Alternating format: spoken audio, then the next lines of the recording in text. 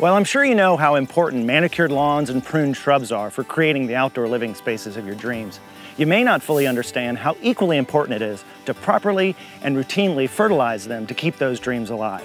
So in today's Done-in-a-Weekend project, I'm going to discuss the benefits of and the science behind properly fertilizing your plants and shrubs. Just as multivitamins supplement the food we eat, fertilizer provides grass and plants, particularly those not planted in compost-rich soil, with a vital nutritional boost. On the flip side, even plants residing in great soil will eventually absorb and deplete essential nutrients and may need to be fertilized too. At the root of everything, what you need to understand is that for the most part, all plants need 6 essential nutrients. Oxygen, carbon, and hydrogen come from above the ground in the air and the rain, and then nitrogen, phosphorus, and potassium come from the soil in which the plants are living. And that's where those vexing numbers and letters come into play. Every bag of fertilizer will contain 3 numbers separated by dashes. These represent the 3 nutrients your plants rely on their soil to provide them.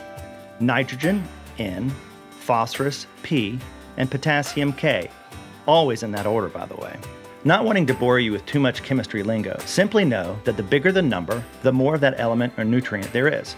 So in this bag of fertilizer labeled 15-30-15, is made up of 15% nitrogen, 30% phosphorus, and 15% potassium. And the remaining 40% consists of inert fillers. Now don't feel slighted by all these inert fillers. They actually serve a purpose. They're made up of things like clay and limestone that help distribute the N's, the P's, and the K's so they don't burn your lawn or shrubs.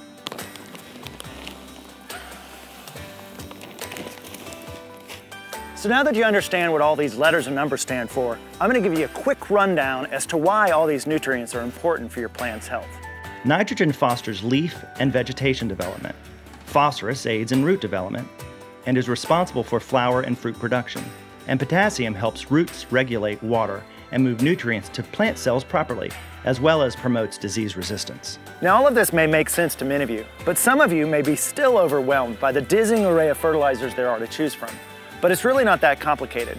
Just think of it this way. Just like different people need different nutrients and vitamins depending on their age and illness, so do plants need varying proportions of nutrients based on their unique circumstances.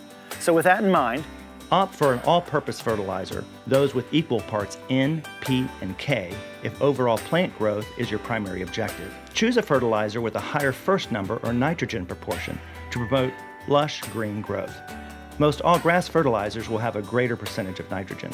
If root growth or fruit and flower production is what you're seeking, go with a fertilizer high in phosphorus, hence one with a high middle number. Finally, use phosphorus and potassium-rich fertilizers, those with higher second and third numbers, to winterize your plants and ward off diseases. So I'm going to wrap things up with a few key pointers on fertilization. For both safety and the health of your plants, always read the label before using any fertilizer. Resist the urge to fertilize newly planted grasses or plants until they're grown for a full year. If you do, you'll run the risk of burning their root system.